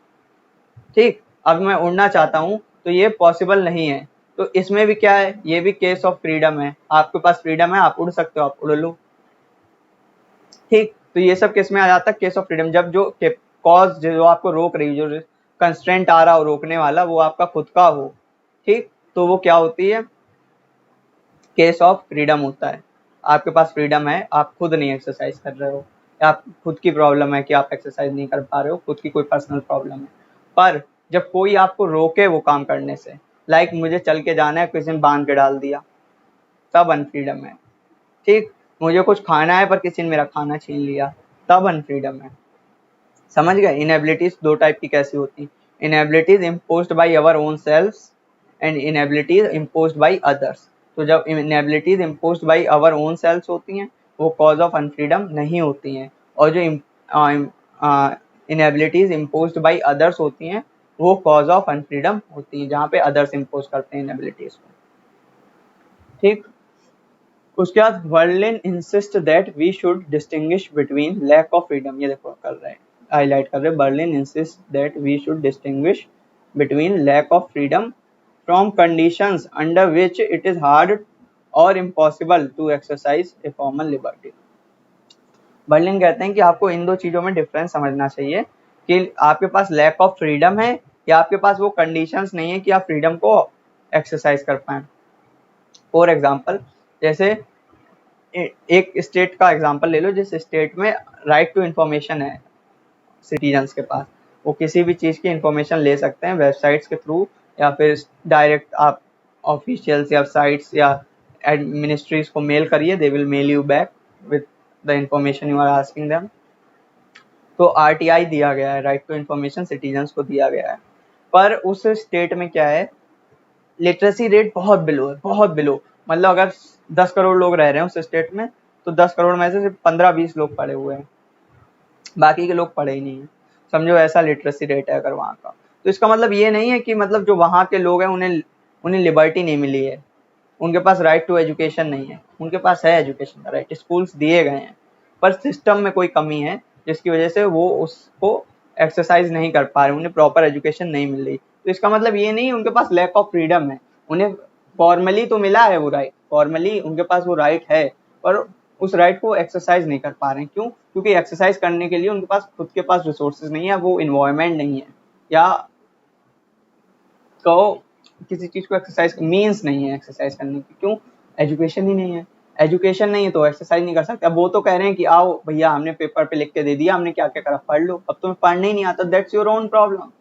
ठीक, तो वो क्या कहते हैं, बर्लिन कहते हैं कि हमें ये समझना चाहिए कि किसी एक स्टेट में, किसी एक गिवन सर्कमस्टेंस में हमारे पास लैक ऑफ फ्रीडम है या फिर lack of lack of opportunities or lack of resources to exercise our freedom. क्या है, फ्रीडम नहीं मिल रहा है या फ्रीडम फॉर्मली मिल चुका है पर उसे एक्सरसाइज नहीं कर पा रहे हैं। इन दो चीजों में डिफरेंस समझना चाहिए। ठीक, कैसे, मैंने तुम्हें अभी आपको बताया, राइट टू इन्फॉर्मेशन मिला और लिटरेसी नहीं है तो राइट टू इन्फॉर्मेशन का फायदा नहीं उठा पाओगे।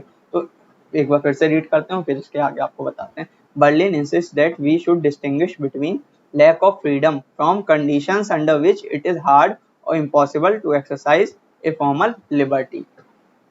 ठीक, तो वही बात जो अभी बताई कि आरटीआई दे दिया, सबके लिए राइट तो हो गया, और जो पढ़े लिखे हैं वो एक्सरसाइज कर रहे हैं, और मेजोरिटी जो पढ़ी लिखी नहीं है वो अनएजुकेटेड है तो वो नहीं एक्सरसाइज कर पा रहे हैं। तो फ्रीडम तो है उनके पास भी, पर अब वो उसे एक्सरसाइज नहीं कर पा रहे क्योंकि वो एजुकेटेड नहीं है। ठीक, तो अब बर्लिन कहते हैं कि अगर एजुकेशन नहीं है, फ्रीडम दे रखा है, एजुकेशन नहीं है, तो अब तुम्हें अगर रियलाइज करना है, तुम्हें सबको जो तुमने राइट्स दिए हैं, तुम चाहते हो कि मैं सबको लिए ऐसी कंडीशंस भी क्रिएट करूं जहां पे सब लोग अपने राइट्स को एक्सरसाइज कर पाएं, अपनी लिबर्टीज को एक्सरसाइज कर पाएं। तो अगर आपको ऐसी कंडीशन बनानी है तो आपको सर्टेन प्रिंसिपल्स को ट्रंकेट भी करना होगा कुछ लोगों के लिए। फॉर एग्जाम्पल, अब मैंने जो एग्जाम्पल लिया कि स्टेट ने आरटीआई दे देखा है, राइट टू इन्फॉर्मेशन, पर एजुकेशन नहीं है। एजुकेशन नहीं है इसका मतलब क्या हुआ, एजुकेशन जो सिस्टम है उसमें कोई प्रॉब्लम है। अब एजुकेशन सिस्टम में अगर कोई प्रॉब्लम है तो एजुकेशन सिस्टम में जांच पड़ताल हो, जो जो जो जुर्मी निकले, दोषी निकले, जिसकी वजह से हो रहे हैं, जो मतलब एक तो आदमी होगा नहीं, पूरा पूरा सिस्टम करप्ट होगा, जितने भी करप्ट टीचर्स ऑफिसर्स हैं उन सबके खिलाफ एक्शंस लिए जाएं। जब उनके खिलाफ एक्शंस लिए जाएंगे तो उन्हें पनिश करा जाएगा, उन्हें प्रेजनमेंट होगी, उनके ऊपर क्या कहते हैं मॉनिटरी फाइन्स लगेंगे, जो पैसे वाले चालान वगैरह। तो ये सब होगा, तो अब क्या होगा, उनकी लिबर्टी को कंस्ट्रेंट करा जाएगा, उनकी लिबर्टी रिस्ट्रिक्ट करी जाएगी, उन्हें प्रेजनमेंट में रखा जाएगा। तो अब ये क्या कह रहे हैं, अब इसकी यही अगली लाइन पढ़ो, आप ये समझ जाओगे क्या कहना चाह रहे हैं। Berlin wants us to recognise that different fundamental values में conflict with each other as the demand of justice and security may require the truncation of liberty।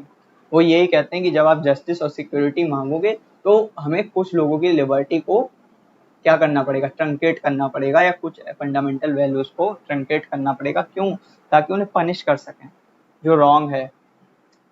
ठीक, समझ में आया क्या बात की उन्होंने। उन्होंने सिंपली यही समझाया कि अगर सिस्टम में कोई कमी है तो उस कमी को दूर करने के लिए जो उसका दोषी है उसे पनिश करना पड़ेगा। ठीक, और जब हम पनिश करेंगे तो कुछ सर्टेन लोगों की जो लिबर्टी है वो ट्रंकेट होगी। ठीक, in order to maintain justice and security. तो फंडामेंटल वैल्यूज जो होती हैं वो बहुत ऑफन केसेस में एक दूसरे से क्लैश कर जाती हैं, यही वो बताते हैं। और अगर आपको एक स्टेट अच्छे से चलाना है पीसफुल तरीके से, सब हर किसी को उनकी लिबर्टीज को एक्सरसाइज करने की अपॉर्चुनिटीज देनी है, तो ये ट्रंकेशन को आपको मैनेज करना पड़ेगा। ये ट्रंकेशन करिए, क्लैशेस होंगे, ये क्लैशेस होंगे और क्लैशेस को आपको वेयर करना पड़ेगा कि जब आपको किसी को पनिश करना है तो आप लिबर्टी जस्टिस के साथ क्लैश होगी। Liberty of the individual will clash with the justice. फिर चाहे अब वो शक के ही दायरे में हो, अभी प्रूफ ना हुआ वो गिल्टी, लेकिन जब तक प्रूव नहीं हो रहा, शक के दायरे में है, सस्पेक्ट है, तब भी उसकी हम लिबर्टी को कंस्टेंट करके रखेंगे, कहीं बाहर जाने नहीं देंगे डिस्ट्रिक्ट या सिटी टाउन से। ठीक, इस तरीके से। तो वो कहते हैं कि जो डिफरेंट फंडामेंटल्स होते हैं ना वो मोस्ट ऑफन क्लैश करते हैं in order to maintain justice, security and order within a state. और इन केसेस में वो जस्टिफाइड है क्लैशेस और ट्रंकेशन ऑफ फंडामेंटल वैल्यूज। उसी को स्टेट में क्या क्या होता है उसी को बोलते हुए, उसी को डिफाइन करते हुए कमेंट करते हैं। It is the service of the state to comprise of true justice, real freedom, genuine democracy और greatest happiness, wrapping of all tensions and incipient conflicts. क्या क्या ड्यूटीज होती हैं स्टेट की उसी को डिफाइन करा। तो ये तो नॉर्मल चीजें, रीडिंग मार लेना। It is the service of the state to comprise of, क्या क्या ड्यूटीज होती हैं स्टेट की, तो ट्रू जस्टिस प्रोवाइड करना, रियल फ्रीडम प्रोवाइड करना, जेन्युइन डेमोक्रेसी प्रोवाइड करना, ग्रेटेस्ट हैप्पीनेस प्रोवाइड करना, wrapping up all tensions and incipient conflicts. ये होती है ड्यूटी। ठीक, उसके बाद Berlin himself cannot maintain the distinction between positive and negative liberty wholeheartedly। Berlin अपने आप में ही पॉजिटिव और नेगेटिव लिबर्टी के बीच में डिस्टिंक्शन है उसे होल हार्टेडली, मतलब एकदम अच्छे तरीके से फॉर्मली उसे डिस्टिंग्विश नहीं करके रख पाते हैं। और उसके बाद जो नेगेटिव लिबर्टी जो है, मतलब ये एक तरीके से क्रिटिक है बर्लिन की थ्योरी का, पर ये बीच में आ गया। तो क्रिटिक क्या है कि जो मेनली जो बर्लिन है वो himself is not capable of maintaining the distinction between negative and positive liberty.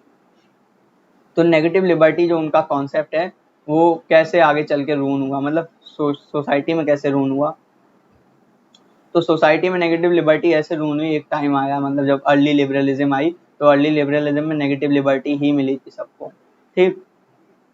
Feudalism का ब्रेकडाउन होकर जो अर्ली लिबरलिज्म आई थी, मार्केट सोसाइटी, उसमें सबको नेगेटिव लिबर्टी मिली। पर वो नेगेटिव लिबर्टी टाइम के साथ कैसे रूइन हुई, ऐसे रूइन हुई curtailed by social and economic policies, curtailed by social एक minute curtailed by social and economic policies that were sometimes openly discriminatory and at sometimes camouflaged by the rigging of educational policies and of the means of influencing opinions। Negative liberty मतलब कोई intervene ना करे, पर social और economic policies बनी थी जिन्होंने कहते इसे कर्टेल कर दिया, मतलब डिस्ट्रॉय कर दिया, नेगेटिव लिबर्टी को डिस्टॉर्ट कर दिया। कैसे, समझो।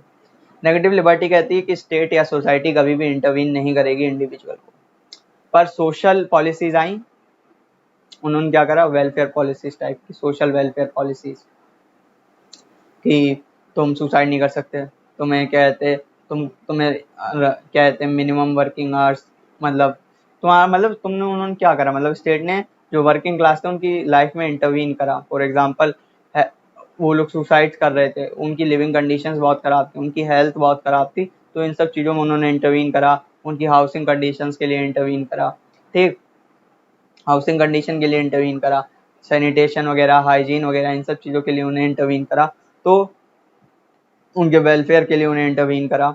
तो एक तो देखो सोशल लाइफ में उन्हें इंटरवीन करा, स्टेट ने उन्हें इंटरवीन करा, तो सोशल इंटरवेंशंस। इकोनॉमिक इंटरवेंशंस मतलब ये कैपिटलिस्ट क्लास पे हुआ, जो कैपिटलिस्ट थे उन्हें इंटरवीन करा गया कि नहीं भैया, अभी तक तुम सोच रहे थे कि हमें दिन में 12 घंटे काम कराना वर्कर से, अब नहीं, दिन में सिर्फ 8 घंटे, ठीक, और सुबह इतने बजे से इतने बजे, लेट नाइट काम नहीं होगा, ठीक, वर्किंग कंडीशंस तुम्हें अच्छी रखनी पड़ेंगी, साफ सफाई रखो जहाँ काम कराओगे, ठीक। तो ऐसे करके उन्होंने कैपिटलिस्ट जो इकोनॉमिस्ट थे, इकोनॉमिक क्लास थी, उसे भी मतलब कैपिटलिस्ट जो थे उन्हें भी इंटरवीन करा कि आपको ये सब चीज़ें, ये रिस्ट्रिक्शंस, ये कुछ लिमिट, मतलब ये कुछ स्टैंडर्ड्स हैं, इन्हें मेंटेन करना पड़ेगा। तो उन्होंने दोनों को इंटरवीन करा, जो उनका एब्सोल्यूट फ्रीडम था उसे इंटरवीन करा। तो इस तरीके से नेगेटिव लिबर्टी खत्म हुई। उसके बाद ये तो ओपनली था, ये साफ साफ दिख रहा था कि इस तरीके से इंटरवीन हो रही है नेगेटिव लिबर्टी। और दूसरा था at sometimes camouflaged by the rigging of educational policies and of the means of influencing opinion।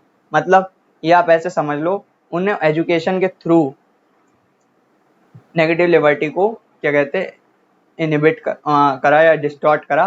कैसे, फॉर एग्जांपल एजुकेशन के थ्रू जब आप किसी चीज़ को, कोई आप क्या करते हो, ओपिनियंस बिल्ड करते हो, मोरल ओपिनियंस बिल्ड करते हो एजुकेशन के थ्रू, और जो मोरल ओपिनियंस होते हैं उन्हें कभी कोई क्वेश्चन नहीं करता, हम लोग उन्हें मतलब ऐसे अपना लेते हैं एकदम। फॉर एग्जांपल जैसे हम लोगों ने छोटे से ही पढ़ा है, मतलब सिंपल सा कोई एग्जांपल ले लो, किताब नीचे गिर जाती तो हम उठा के पैर छू लेते हैं, कभी क्वेश्चन करा, क्यों नहीं करा ना, क्योंकि ये छोटे से ही हम लोगों ने देख के सीखा है ना। मोरली हम लोग टीचर्स ने भी बताया, गिर जाए किताब तो उठा के उसे रिस्पेक्ट करो, पैर छुओ, ठीक। और उसका दूसरा ऑप्शन ले लो, हम लोग जितने भी वेल एजुकेटेड होते हैं सब लोग इंग्लिश बोलते हैं। वैसे देखा जाए मोरली तो ये होना चाहिए कि हमारी जो मतलब लैंग्वेज है, जो नेटिव लैंग्वेज है हमारी हिंदी, उसे बोलें, या फिर जहाँ पे हम रहते हैं जो हमारी रीजनल लैंग्वेज है हम उसे बोले, पर हम उसे नहीं बोलते, हम इंग्लिश बोलते हैं। और इंग्लिश ऐसा नहीं सिर्फ हम ही बोलते हैं एक सर्टेन एरिया की, पूरी इंडिया में यही है। तो अब जब सब लोग इंग्लिश, मतलब हम लोग ग्रो ही ऐसे हुए, हमारी एजुकेशन सिस्टम ने हमें बताया कि इंग्लिश जो है ना वो ऑफिशियल लैंग्वेज है, उसे आप बोलोगे, इंग्लिश को एज ए स्किल डेवलप कराया। और तो हम लोग क्या, इंग्लिश को जनरली अपने आप को अगर पढ़ा लिखा हम लोगों को पोर्ट्रे करना होता है, वी आर एजुकेटेड, तो उसके लिए इंग्लिश हम लोग यूज करते हैं। जबकि मोरली देखा जाए तो नेटिव लैंग्वेज, हमें हमारी हिंदी को हम लोग आज रिस्पेक्ट भी नहीं देते, तो हमें हिंदी को रिस्पेक्ट देनी चाहिए, उसका यूज करना चाहिए, बल्कि हम इंग्लिश का करते हैं। तो क्यों करते हैं, क्योंकि हमारे एजुकेशन सिस्टम में इनबिल्ट है, और इसे कभी हमने क्वेश्चन भी नहीं करा। अब हम बोल रहे हैं तो आपको लग रहा होगा हाँ बात तो सही है, पर इससे पहले हम कभी क्वेश्चन ही नहीं करते, कभी ये चीज इंट्रोस्पेक्ट नहीं करते जो फैक्ट है। तो ये पावर होती है एजुकेशन के थ्रू। एजुकेशन आपके मोरल ओपिनियंस को शेप कर देता है और आप कभी उन्हें क्वेश्चन भी नहीं करते हो। तो यही उन्होंने करा नेगेटिव लिबर्टी में, कि उन्होंने जो स्टेट के इंटरवेंशंस थे, एजुकेशन में बढ़ा दिया गया कि स्टेट के इंटरवेंशंस बहुत जरूरी होते हैं एक अच्छी लाइफ जीने के लिए। रियलिटी में होते भी हैं, पर उस टाइम उन्होंने क्या करा, जो एजुकेशन सिस्टम था उसमें इंटरप्शंस करी, उनमें जो मतलब एजुकेशनल कंटेंट जो था उसे ऐसे चेंज करा, ऐसे मोल्ड करा, ताकि जो लोगों का ओपिनियन हो, सिटीजन्स का, इंडिविजुअल्स का, अपकमिंग इंडिविजुअल्स का, वो ऐसा हो जाए कि वो पॉजिटिव लिबर्टी को सपोर्ट करें, गवर्नमेंट स्टेट इंटरवेंशंस को सपोर्ट करें, ना कि उनके अगेंस्ट जाएं। तो इस तरीके से उन्होंने एजुकेशन में भी इंटरफेयर करा और लोगों के ओपिनियंस को शेप करा टुवर्ड्स द, मतलब कि स्टेट के इंटरवेंशन हर तरीके से सही हैं। तो इस तरीके से उन्होंने सोशली, इकोनॉमिकली और एजुकेशनली लोगों की लाइफ में इंटरवेन करा, उनके पास लोगों की जो सोवरेनिटी थी, जो एब्सोल्यूट फ्रीडम था, उसे डिस्टॉर्ट करा। इस तरीके से नेगेटिव लिबर्टी कर्टेल हुई। ठीक, चलो आगे बढ़ते हैं। की determining weather such principles and policies inhibit negative freedom is whether the limiting condition on the exercise of liberty is an intended limitation or unintended, which it is possible to abolish. Simple terms में समझो, ज्यादा complicate मत करो।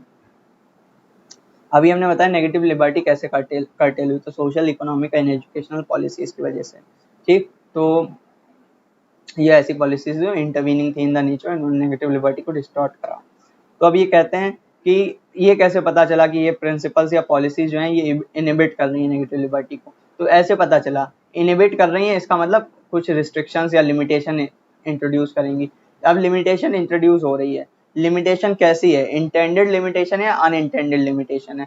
For example, हमारे पास freedom to movement है, curfew लग जाता है एकदम से, तो कर्फ्यू लगा के उनने हमारी लिबर्टी छीन ली, जो मेरे पास लिबर्टी टू मूव है वो उन्होंने छीन ली मुझसे। अब ये उनने इंटेंशनली छीनी है, अनइंटेंशनली छीनी। तो कर्फ्यू लगाना मतलब इंटेंशनली छीनी, वो चाहते ही मैं बाहर ना निकल पाऊँ, इसीलिए उन्होंने कर्फ्यू लगाया। तो यहाँ पे उन्होंने क्या लिखा, इंटेंशनली मेरी एक लिबर्टी को छीना है, उसमें लिमिटेशन लगा, इंट्रोड्यूस करा है। तो जब कोई चीज इंटेंशनली, कोई पॉलिसी जो है या कोई पॉलिसी इंटेंशनली आपकी लिबर्टी को हार्म या रिस्ट्रिक्ट करे, तो वो क्या होती है, वो इनहिबिट कर रही है आपकी लिबर्टी को, वो इनहिबिट कर रही है, क्योंकि वो इंटेंशनली आपको रिस्ट्रिक्ट कर रही है, तो वो इनहिबिट करेगी लिबर्टी को। ठीक, अगर अनइंटेंशनली है, तो अनइंटेंशनली भी दो केसेस आते हैं। जैसे अनइंटेंशनली, फॉर एग्जांपल, प्राइवेटाइजेशन हो रहा है। प्राइवेटाइजेशन वो किस लिए कर रहे हैं, वो प्राइवेटाइजेशन इसलिए कर रहे हैं ताकि थोड़ा एम्प्लॉयमेंट बढ़ भी सकता है, नहीं भी बढ़ सकता है, हो सकता है जो नया ओनर हो वो क्या कहते हैं ज़्यादा एम्प्लॉयमेंट क्रिएट करे। और प्राइवेटाइजेशन किस लिए हो रहा है, मेनली ताकि जो जितने भी सिस्टम्स हैं वो बहुत स्मूथली और अच्छे से एडवांस लेवल पे फंक्शन कर सकें। तो इसलिए उन्हें क्या कहते हैं, लीज पे दिया जा रहा है प्राइवेट ओनर्स को, वो लोग उन्हें चलाएंगे for the welfare of people. Welfare नहीं होगा वो तो आपको भी मालूम है, फॉर फिलिंग पॉकेट्स होगा। तो लेकिन अच्छी तरीके से स्मूथली वर्क करेगा सिस्टम, तो और नई टेक्नोलॉजी इंट्रोड्यूस होगी, इसलिए प्राइवेटाइजेशन हो रहा है। गवर्नमेंट कोई बेटर हाफ देख के ही प्राइवेटाइजेशन कर रही है, और बहुत से उसके बेटर हाफ्स भी हैं, कुछ रॉन्ग हाफ्स भी हैं, better halves and better halves. ठीक, तो इसके कुछ बेटर हाफ्स भी हैं और बेटर हाफ्स भी हैं प्राइवेटाइजेशन के। तो अगर आप देखो तो मतलब मैंने बता ही दिया कुछ बेटर हाफ्स क्या हैं। तो लेकिन अब इस प्राइवेटाइजेशन से क्या हो रहा है, इसी प्राइवेटाइजेशन से जो राइट टू मूवमेंट है मेरा, एक जगह से दूसरी जगह जाने, लिबर्टी टू मूव है, वो भी महंगी हो रही है। पहले ट्रेन का खर्चा आता था, अगर एक जगह से दूसरी जगह जाना है, मतलब नॉर्मल जनरल की टिकट लो तो क्या कहते हैं 300-400, और फर्स्ट क्लास की टिकट लो तो कितना ज़्यादा सा 800-900। पर आज क्या हो गया, अगर आप फर्स्ट क्लास एसी की टिकट लोगे तो उसी डिस्टेंस के लिए अब कितनी लग रही है, अब 1900 या 2100 या 2500 लग रही है। तो देखो प्राइस बढ़ गया ना, पर गवर्नमेंट ने इसे इंटेंशनली तो इंक्रीज नहीं करा है। गवर्नमेंट ने करा नहीं, उन्होंने तो प्राइवेटाइजेशन करी कुछ बेटर हाफ्स को देखते हुए। ठीक, तो it's not an intentional limitation उन्होंने इंट्रोड्यूस करी। तो यहाँ पे लिबर्टी इनहिबिट नहीं हो रही, क्योंकि इंटेंशनल नहीं है उनका, अनइंटेंडेड है। पर दूसरा होता है अनइंटेंडेड में ही, कि अनइंटेंडेड में ऐसा नहीं कि अनइंटेंडेड कर दिया और फिर लिबर्टी इनहिबिट हो रही है, तो मतलब नहीं, मतलब रिस्ट्रिक्शंस आ रही तो लिबर्टी इनहिबिट नहीं हो रही है। पर क्या इस केस में हट सकता है प्राइवेटाइजेशन वाले केस में? हाँ, वैसे गवर्नमेंट चाहे तो कुछ लॉज बना दे कि तुम पैसे बढ़ाना चाहते हो ठीक 10% बढ़ा लो, पर ऐसा मत करो कि एकदम दुगना दुगना कर दो। तो यहाँ पे देखो गवर्नमेंट चाहे तो ये जो लिमिटेशन तुम्हारे रास्ते में आ रही है, इस लिमिटेशन को हटा सकती है। हटा सकती है? हाँ, हटा सकती है। तो जब गवर्नमेंट के पास पावर हो किसी लिमिटेशन को हटाने की, स्टेट के पास पावर हो लिमिटेशन, भले ही उसने अनइंटेंशनली आ गई हो, मैंने अनइंटेंशनली आपके रास्ते में पत्थर डाल दिया, पर क्या मैं उस पत्थर को हटा सकता हूँ? हटाना पॉसिबल? हाँ, छोटा सा है, गिर गया, मैं हटा सकता हूँ, मैंने हटा दिया। तो जब मैंने हटा दिया तो लिबर्टी इनहिबिट नहीं हो रही है। अगर मैं नहीं हटा रहा हूँ तो लिबर्टी इनहिबिट हो रही है। मतलब मेरे पास पावर है, मैं आपकी लिमिटेशन, आपकी जो रिस्ट्रिक्शन आ रही है उसे हटा सकता हूँ, पर मैं नहीं हटा रहा हूँ। ठीक, तो क्या होगा? तो आपकी लिबर्टी इनहिबिट कर रहा हूँ मैं। पर कुछ ऐसा हो गया जिसे मैं नहीं हटा सकता हूँ। फॉर एग्जाम्पल, आपकी लिबर्टी मैंने इनहिबिट करी उस तरीके से, और वो अनइंटेंशनल है और मैं उसे हटा नहीं सकता हूँ। For example, corona mask. अब गवर्नमेंट ने जो हमारे पास राइट टू वियर था, मतलब हमारे पास राइट था कि हम डिसाइड कर सकते हैं कि हमें क्या पहनना है, उसमें एक चीज अब कॉमन आ गई, आपको मास्क नहीं पहनना पड़ेगा। ठीक, अब गवर्नमेंट कैसे हटा सकती है? गवर्नमेंट ने इसे इंटेंशनली करा या अनइंटेंशनली करा? गवर्नमेंट ने इसे, कहते, आप कहो अनइंटेंशनली, मानो अनइंटेंशनली, उसका ये कोई इंटेंशन नहीं था कि आपका फ्रीडम हार्म करे, पर उसका इंटेंशन था ताकि आपका राइट टू हेल्थ, आपको हेल्थ, आपकी लाइफ, राइट टू लाइफ को सिक्योर कर सके। तो अनइंटेंशनली उसने इंट्रोड्यूस करा। पर क्या उसके पास वो चाहती तो हटा सकती है कोरोना मास्क गवर्नमेंट? हाँ, चाह के हटा तो सकती है, पर अगर वो हटाएगी तो आपका एक जो फ्रीडम है, राइट टू लाइफ, वो क्या कहते हैं, रिस्ट्रिक्ट होगा। तो यहाँ पे वो चाह कर भी ये आपकी रिस्ट्रिक्शन को नहीं हटा सकती, ये पॉसिबल नहीं है कि वो आपसे कह दे कि नहीं, आप मन मास्क पहनो। तो देखो क्या हुआ, जो रिस्ट्रिक्शंस आ रही हैं दो तरीके से आ सकती हैं, या तो इंटेंशनली या अनइंटेंशनली। अगर रिस्ट्रिक्शन इंटेंशनली आ रही है तो सीधी सी बात है, रिस्ट्रिक्शन आई इंटेंशनली, इसका मतलब क्या हो रहा है, इनहिबिट हो रही है लिबर्टी। रिस्ट्रिक्शन आई अनइंटेंशनली, अब अनइंटेंशनली आई, तो अनइंटेंशनली आने पे दो डिवीजन होंगे, एक ऐसे एक ऐसे, मतलब ये यहाँ पे लिख लो, रिस्ट्रिक्शन आई अनइंटेंशनली। तो जब ये अनइंटेंशनली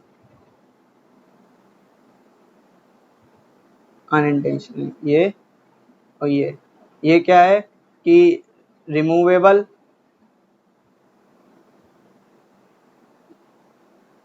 और ये नॉन रिमूवेबल।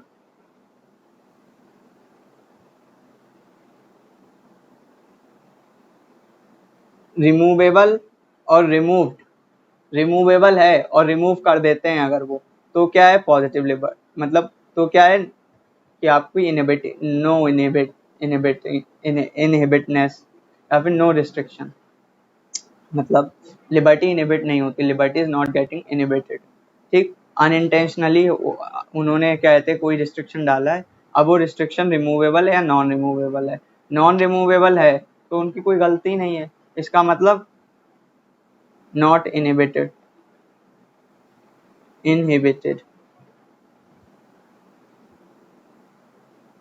ठीक, और रिमूवेबल पे आ जाओ, रिमूवेबल के भी अभी भी दो केस बनेंगे। रिमूवेबल है और हटा दी, रिमूव,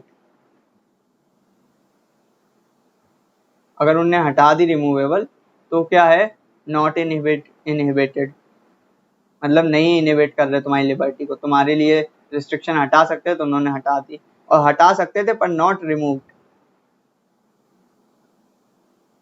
हटा सकते थे पर हटाई नहीं, मतलब इनहिबिटेड लिबर्टी।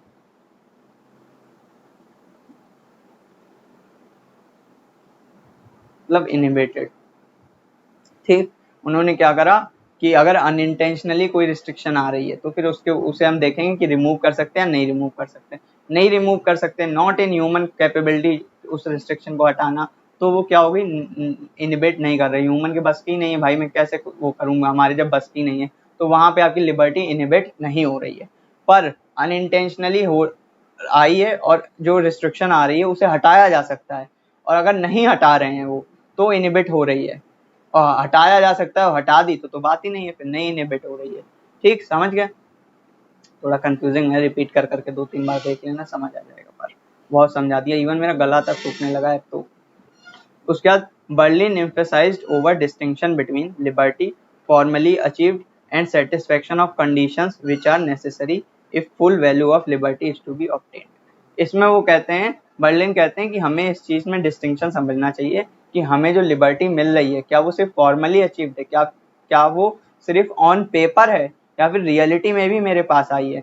तो लिबर्टी जब फॉर्मली अचीव करी जाती है तो वो ऑन पेपर पे होती है, और जब रियली अचीव करी जाती है तो हम उसे एक्सरसाइज कर सकते हैं। तो बर्लिन कहते हैं कि हमें ये चीज इंश्योर करनी चाहिए कि इस चीज में डिस्टिंक्शन समझना चाहिए कि हमारे पास जो लिबर्टी है, हमारे पास जो लिबर्टी हमें स्टेट से मिल रही है वो क्या सिर्फ एक फॉर्मल लिबर्टी की तरीके हमें मिल रही है ऑन पेपर, या फिर हम उसे एक्सरसाइज भी कर सकते हैं। ठीक, देखो यहाँ पे लिखा है बर्लिन,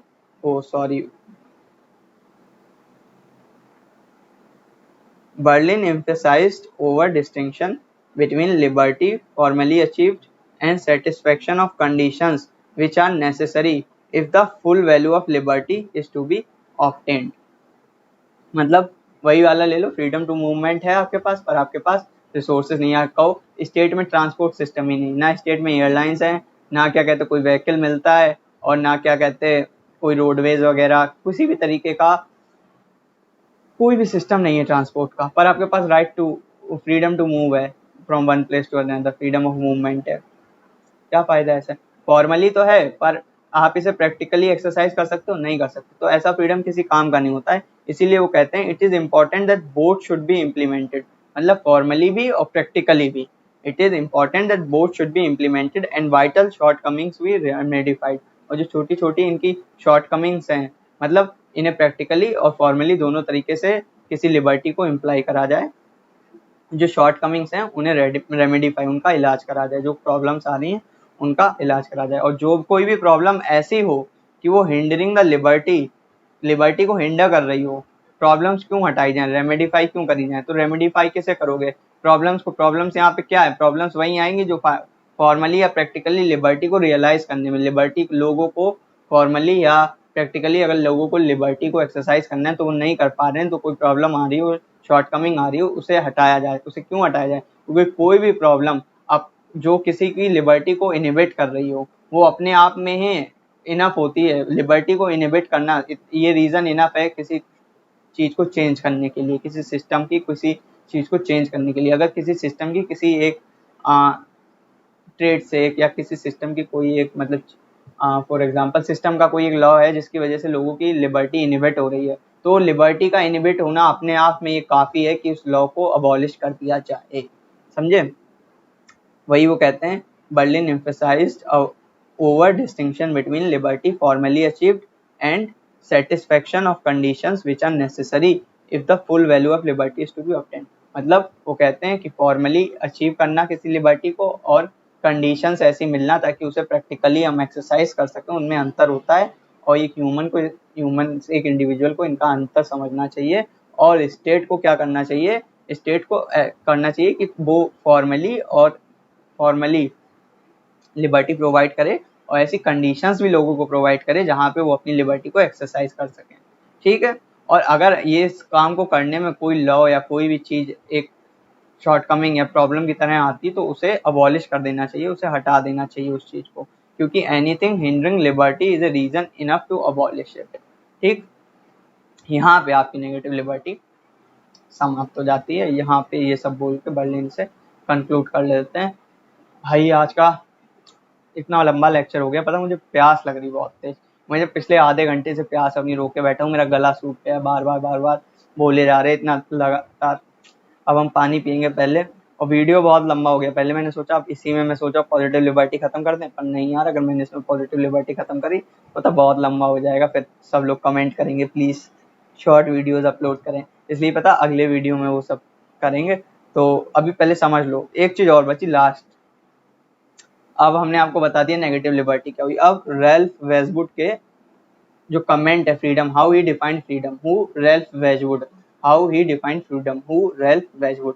तो Ralph वेजवुड defined freedom as condition of social empowerment. Ralph वेजवुड ने बोला है फ्रीडम क्या है? फ्रीडम है कंडीशंस ऑफ सोशल एम्पावरमेंट। अब दस फ्रीडम रिफर्स टू कंडीशंस, उन्होंने कहा इनके according thus freedom refers to social conditions that confer favorable prospects। ये देखो, thus freedom refers to social conditions that confer favorable prospects with respect to wealth, income and knowledge। मतलब as freedom वो social conditions होंगी जहाँ पे favourable conditions हैं किसके लिए? वेल्थ, इनकम, नॉलेज और स्किल को डेवलप करने के लिए, ठीक, और एक्वायर करने के लिए through freedom as well as standard list of liberal freedom.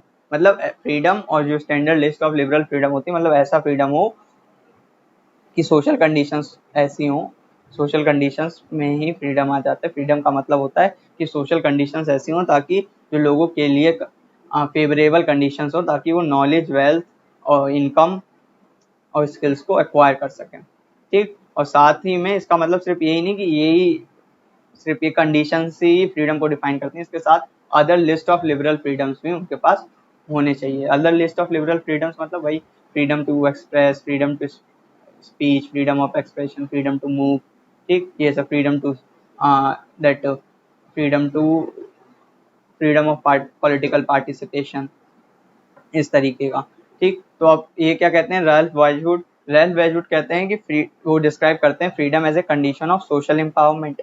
ये कब होगा, जब सोशल कंडीशंस मिलेंगी लोगों को, फेवरेबल कंडीशंस होंगी वो जो कि उन फेवरेबल होंगी in terms of acquiring wealth, income, knowledge और स्किल्स, और उसके साथ साथ लिबरल लिस्ट ऑफ फ्रीडम भी मिलेगा।